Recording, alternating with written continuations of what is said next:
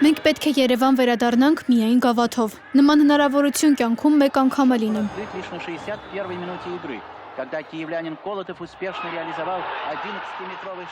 Գավաթին կարող է տիրել այն թիմը, որ մինչև վերջին պահը կպայքարի ամնացորդ նվիրումով։ Այս խոսքերով է Արարատի ֆուտբոլիստներին հանդերձարանից մարզադաշտ ճանապարհել Նիկիտա Սիմոնյանը։ Եվ իսկապես, այդ տարիներին մեր ժողովրդին մեծագույն ուրախություն ու հպարտություն պարգևած հանդիպման վերջին վայրկյաններին մեր թիմը խփեց պատասխան գոլը ու խաղը տեղափոխեց լրացուցիչ ժամանակ։ На 89-й минуте нападающий ереванцев Ичтоян забивает ответный гол. Счет становится 1-1. Ընդհանրապես ինձ համար ֆուտբոլային լավագույն հիշողությունը դա 73 թվականի հոկտեմբերի 10-ին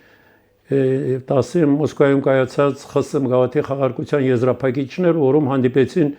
Կիևի Դինամոն եւ Արարատը, երկու թիմեր, որոնք գլխավորում էին մրցաշարային աղյուսակը եւ պայքարում էին չեմպիոնի կոչման համար։ Դա աննկարագրելի էր։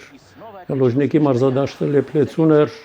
Ուկրաինայից հսկայական երկրպագուներ էին եկել, Հայաստանից նույնպես, ամբողջ խորհրդային միությունից, Սփյուռքից նույնպես եկել էին եւ դա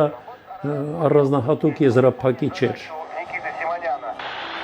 Впервые спортсмены ереванского Арарата стали обладателями почетного футбольного приза страны. Մկրտիչ Պողոսի Սիմոնյանը ծնվել է գաղթականների ընտանիքում, Սուխումում։ Ֆուտբոլ խաղացել է մանկուց ընկերների հետ ձեռքով պատրաստած գնդակով։ Աբխազիա մարզումների եկած Կրիլիա Սովետովի մարզիչներն են նկատել նրան, երբ դպրոցական ֆուտբոլիստը ընկերական խաղում գոլեր է խփել բարձրագույն լիգայի թիմի դարպասը։ Ծնողների մի կերպ են խնդրել իրենց վստահել պատանի որդու ապագան։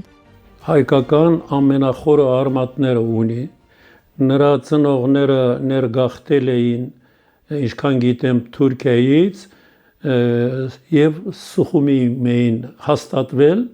Սիմոնյանն էլ ծնվել է Սուխումիում, այսինքն ծնողները իսկական հայեր էին։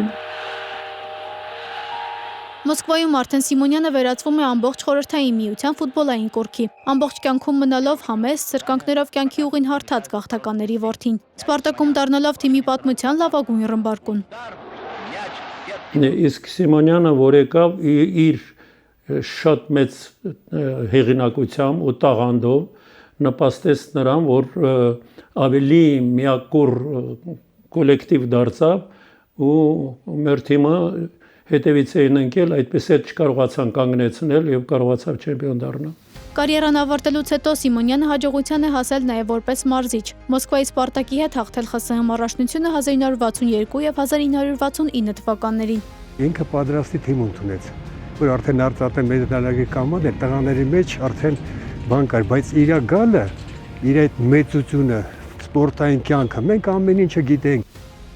Նա մինչև կյանքի վերջը ծառայել է ֆուտբոլին, մնալով ֆուտբոլի ֆեդերացիայի առաջին փոխնախագահը, մերժելով թոշակի գնալու խնդրանքները։ Պատմում են, որ վաղուց ընդունված ավանդույթի համաձայն, երբ նա մտնում է Ռուսաստանի հավաքականի հանդերձարան կամ ճաշարան, բոլորը կանգնում են, մինչև նա չի նստում։ Երբ հավաքականի հոլանդացի մարզիչ Գուս Հիդինգը խաղացողներին հրահանգել է այդպես չանել, նրան սպառնացել են հեռացնել թիմից։ Անի Հովհաննիսյան, Լևոն Ոսկանյան, Ստեփան Տիգրանյան, Reopen Media։